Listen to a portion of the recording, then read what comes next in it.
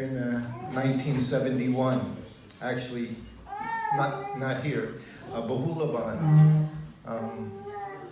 I was there in the very beginning with Kaladri, Katila, Jamadagni, Bhakta Bill, who became Harihara, Mahananda, Jitendri and his wife. Has anyone talked about spiritual sky here? I remember Ambarish glowing constantly because he was Strawberry Fields. I was from Philadelphia. I joined, of course, Kirtanananda, brought myself and my friend, his name was Ken Wolf, I was Vinny. And we came on a train we met Kirtanananda right after Earth Day, 1971, because we started going to the temple in Philadelphia after meeting the devotees. We were both searching. And 2 days later, he came to Philadelphia, and as he was doing wherever he could, he was taking people. So, of course, he mesmerized us, and we were on a train, and we went to Pittsburgh first. Bahulaban wasn't quite finished, the purchase. So we were in Pittsburgh, and at that time, immediately I was working for Spiritual Sky. I remember packing. I had shipping experience. That's all they needed to hear. And I was within 3 days at the Pittsburgh temple, which was above that facility.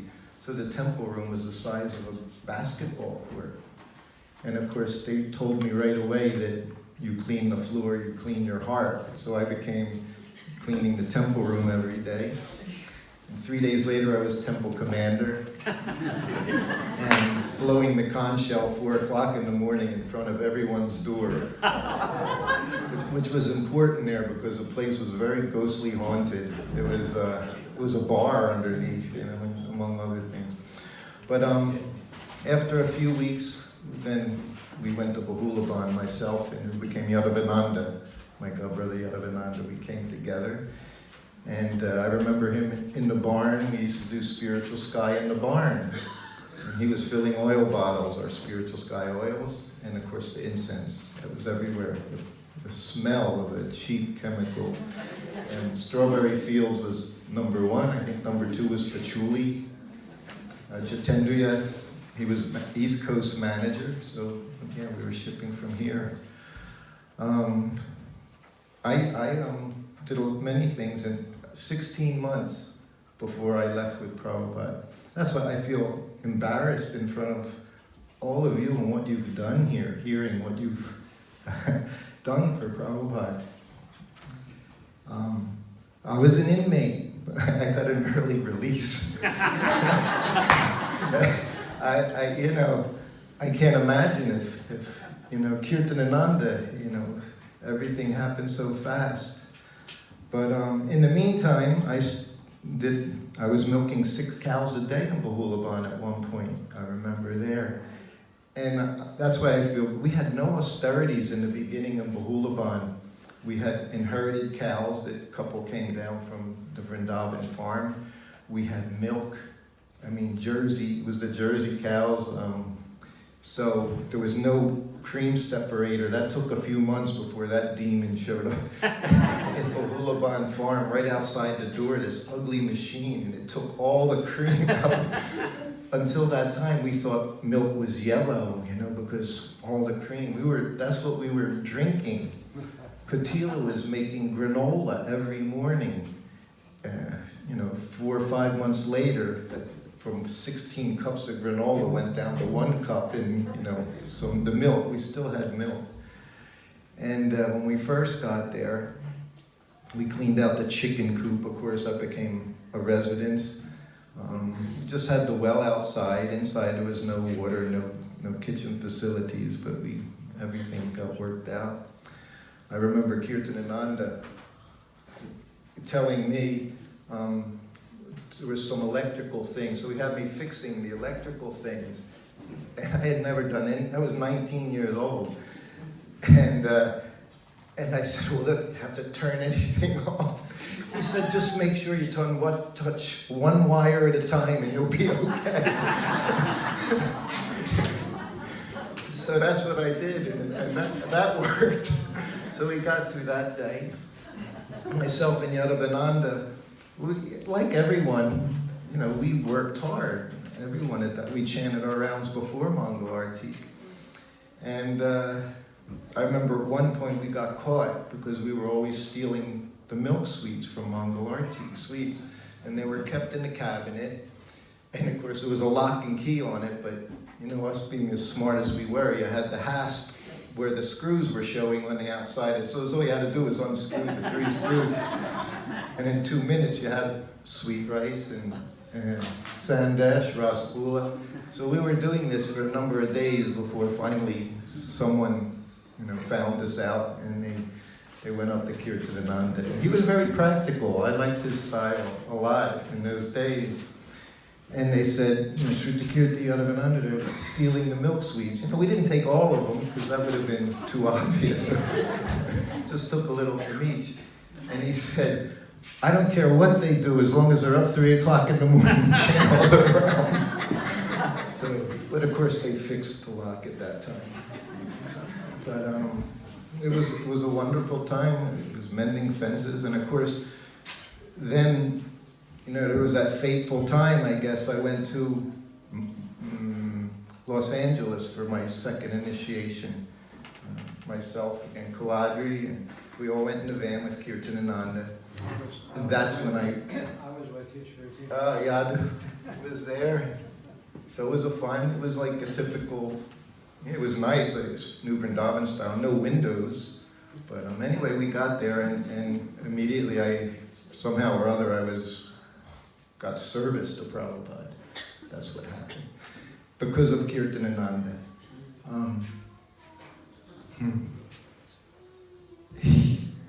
He brought me to Prabhupada. He gave me to Prabhupada. Whatever he was. He was very good at that time. I traveled with him to colleges. That was the austerity for me, was when I left New Vrindaban, because he was austere on the road. We had khichdi once a day. Whatever you cooked in that little van, we slept in the van and just go to one college and another, and then he'd come back to New Vrindaban and shake things up, so start fixing the road to Vrindaban. I went to Vrindaban maybe 2-3 times in a year, because where you lived, that's where you were, right? That's where you stayed. But then that happened in Los Angeles, and I never imagined still that day was going to come. That day was going to come in a few months. But then I got my Brahmin initiation. I was also in the roadshow from the beginning. They were fun times, and that's why I didn't experience the winter either in New Vrindaban. Even the one and only winter I would have been here for, we went down south for the roadshow, which was a whole other experience. Getting locked up in jails. One jail cell we were in, it was in Alabama, of course, and it was Sunday, so it was Sunday feast time. But of course, there's like 8 of us in this jail cell. So we decided we were going to do it mentally, because, the sweet rice, So that was there, so we thought we're just going to do the mental seva. So, of course, I was the cook. And so now we're being watched by the police and everything. So I actually cooked. We cooked the feast. This is how, we were Hare Krishnas. We were new devotees. We were just... And we cooked, and then everybody sat down along the cell wall, and I served prasad. Anyway, they let us out.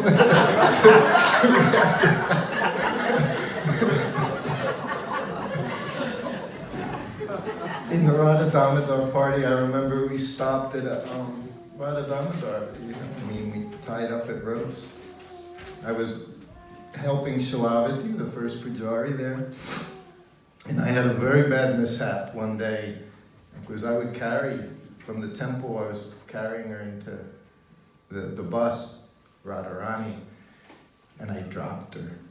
I don't know what happened, and I dropped her. And of course, covered and went in, but I went to Kirtanananda, and I was just, that was it. My life was over. But he was so, it happened a few times, and every time he always knew just what to say, you know. It kind of happened when you're with Prabhupada. He made you see things. He cleared things, I think. So even him, and he just said, just see how sincere you are. All these tears were flowing down. And anyway, I recovered from that. I remember we stopped at a drapery, like not a clothing store, you know, like draperies and all that stuff, because Kirtananda, we got a curtain rod. So that was Damodar's first flute, was a curtain, golden tin curtain rod. So, funny things, you know, we always did funny things. Wonderful prasadam there, though. That was Mangalananda's. We had our breadsticks. That's what we served in the roadshow. Breadsticks with kafta balls in them. It was to die for. He had that recipe. I don't know what he put in there besides dry flour, this, that. And this in a bus with the big walks in this bus with the ghee in it. And sometimes even while we were moving, Yadavananda was in that bus and he would be cooking. You know, we would be cooking as the thing was traveling from one place to another. Sorry, I'm not talking about New Vrindaban. At the Vrindaban farm, there was the milk house was there. That was a cinder block house. So from the very first day we were there, and Kirtananda left us all there. I remember going into the little shed, and whoever we bought the place from, you know, they left their junk in the shed and stuff. So we went through it, and Kirtananda were separating it like this is trash. Then there was like this nasty old cast iron, you know, not a pot, a pan, big cast iron, ugly, rusty, sitting. And he said, well, you can clean that up, that's okay. And I'm thinking, wow, you know, like, okay. So that was, then by the time Prabhupada came, I was cooking. You know, I had learned how to cook. And Kirtananda, first thing he did when I got Brahmin initiation was put me in the kitchen. As he said earlier, I was in charge also in Bahulaban of the kitchen, which meant you did everything, you know, from the time you got up in the morning until you went to bed, you were in that kitchen. So then I started cooking, and Kirtananda, he was the one that showed me all my moves, the basic things, khichdi. It was always, well, what spices? And he was, again, I see him just talking now, I see how Prabhupada's influence, because he did that with me as well. I'd say, what spices? And he'd say, whatever you see on the shelf, put a little bit in, he'd say, you know? A little bit of this, a little bit of that. He had me when I first came, this was May 1971, in Bahulaban. One of my services was to read a Krishna book story every day. Same thing I did with Prabhupada when I joined him, first time. Anyway, he had me read it, and at nighttime, we would be up in the ashram, the brahmachari ashram, and they would all lie down, and I would tell the story. I didn't read the story, I would have to tell what I remembered from the story. So we did that every night. And at lunchtime, my job was reading Krishna book during lunch. And then everybody would eat lunch, and then you had maybe 15 minutes where it was just on the hill at the side of the house in the summertime, because I only knew the nicer weather. We would just lie down and boom, you would be out. 2 seconds later, you would be dreaming. And then in a few minutes, you'd be called back to your duties. I think one of the things I think that worked in my favor was when I came, at the beginning, I didn't like prasadam. I actually wanted to find God. That was my thing. And as soon as I was told it was Krishna, I accepted it. I had no arguments, no anything. I was, as Shama Sundar said when I became Prabhupada's servant, it was a blank slate. So it was the same, and I just absorbed it all. But, so at lunchtime I'd read Krishna book, and then again, we get back to work. So then I was with Prabhupada. The very first thing he said to me in the garden, and I was a Krishna book reader, Karandar gave me that job when we arrived at New Dwarka. And there were just 4 or 5 of us in there, but He said, you'll be reading Krishna book. And as soon as we got there, Prabhupada looked and had me read. And then he stopped and he said, I like the cowboys very much. And then I continued reading, and there was a demon. I don't even remember the story, but Krishna killed him. And when I said one line, Prabhupada just exploded into ecstasy and started slapping his leg and laughing, and his whole body shaking, and tears are coming down. Because he was seeing it all. You know, we're reading, but then as soon as he did it, we did it.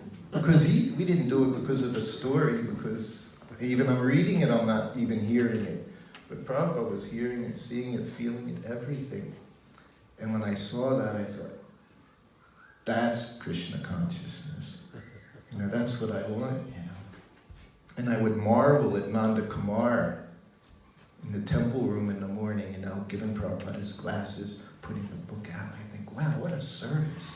You know, somebody does these things. That's what I saw. That's what I liked. But I never thought I was just a new Vrindaban boy. I was just here in New Vrindaban. I was no one. But I liked it, and I would watch Nanda Kumar. One time he saw me watching him, because I just thought it was fascinating that someone is like a personal servant of Prabhupada. And then he saw me looking at him, and he was like, you know, like, what's wrong with you? So of course I turned away, and I didn't look at him anymore. You know, I looked at Prabhupada more. But I thought, what a wonderful service. So then in New Vrindaban, Prabhupada came, and I was so eager to see him again, be with him again, you know, read to him, go on the morning walk with him, and it all got taken away. I was in the kitchen in New Vrindaban, cooking for a couple hundred devotees. Radhanath was helping me. Bir Krishna, Swami, Radhanath Swami, they were my assistants during this festival. This was 1972. And people would come and see me in the kitchen and say, did you hear that lecture? And I'd go, no. You should have been there, you know, and yes. It's what I knew, that morning walk, you know, that Prabhupada, just to be with that person. When they didn't know anything, just to be around him was happy, you know. It's funny, they use the analogy of the dog, you know. We have, my daughter has a dog like that. All of a sudden he likes me so much. It's big, looks like a bear. He's that big. He's a Newfie. Anyone knows what Newfoundland are? It's big, looks like a big brown bear. But I like him a lot, and he likes me. And as soon as he sees me, he just runs up. You know, it doesn't even matter if I do anything. You know, that's what it's like to be around Prabhupada. You don't have to know anything. Just be around them. So I was around them. But now I wasn't around them anymore, and I wasn't happy about it. I was cooking all the time. And it was 8 o'clock at night, and I was cooking again those Mongol Arctic sweets that I would steal later on. I wasn't stealing them anymore. And I was cooking them, and Kirtananda walked into the room with his cane, and big smile on his face. You know. He said, Sruta Kirti, you're going to be so happy. He said, you're going to be Prabhupada's servant. I said, I didn't even know what to say, you know. It was just out of nowhere, and that was it. And he said, of course, we knew that one night. He said, and I told Prabhupada, you'll be the best servant he ever had. He said, because you'll never leave him. Of course, I did. And then the next morning, I went to. Kirtananda came and got me. It's like 5 o'clock in the morning, 5:30 in the morning. And he brings me to Madhuban, where Prabhupada would stay in that farmhouse. So it was right there where I did my very first service. And we went in, and Prabhupada, Kirtananda introduces me again to Prabhupada, this Sruta Kirti. He said he cooks very nicely. I taught him how to cook. Prabhupada was very nice. Then he said, but he doesn't know how to massage. Once or twice, he asked me, in our travels, would you like to give me a massage? And I was like, No, I didn't know how, for one thing, but I just didn't. So I said no. So he said that, and then Prabhupada said, anyone can massage. He said, it's easy. And so that was the beginning. But that very first day, and I just thought that this morning, I went right back to that the Pittsburgh temple, very first place I did service for Jagannath, Lord Jagannath, the same Jagannath, wherever we got him. Anyway, at the temple, the big, big Jagannath. So that was the first form of the Lord I saw when I entered the temple. And that's how I was just, didn't question. They said, you're God, you're Jagannath, his sister, and everything was just immediately okay. It was fine. So we were back there, right at that place, and in Pittsburgh. And Prabhupada was in his sitting room, and I had just driven with him in the car for 2 hours. He doesn't say one word to me. And of course, I'm not saying anything. I'm like rattled, All of a sudden, I'm not in New Vrindaban anymore. And then we get there, and I watched Sudama give him a massage, Sudama Maharaj, and I'm like, because that was my big anxiety, was I was going to actually not just touch him, massage him, Prabhupada, So Sudama was there, I was so relieved, and I'm just watching, and then I thought, well, that's good, I won't have to do that. And then at the end of the massage, thank you, Prabhupada. He said, no, going to Japan. And I was like, oh no. I had to learn very fast. And Prabhupada was so patient. But then I was in my room looking through his luggage. First time the bell rang. The only instruction you got, right, in those days. When I came here to New Vrindaban, I remember then it was like Sajamadagni, these people were there. And we were all sleeping on the floor, 5 or 6 of us. And I had a sleeping bag, and I put it down, and I laid down, and I laid down on my stomach. He says, that's how I slept, I was 19 years old, was sleeping on my stomach for 19 years. And as soon as I laid down, Jamadagni is next to me, and he yells at me. He said, you're sleeping with Maya. I said, what? I guess someone was under the floorboards. No, anyway, the idea of sleeping in your stomach became very much discouraged, which I didn't realize at that time. So then a few days later, I was talking to Jitendriya's wife. And I forget what her name was. Remember Jitendriya? And his wife, yeah. So,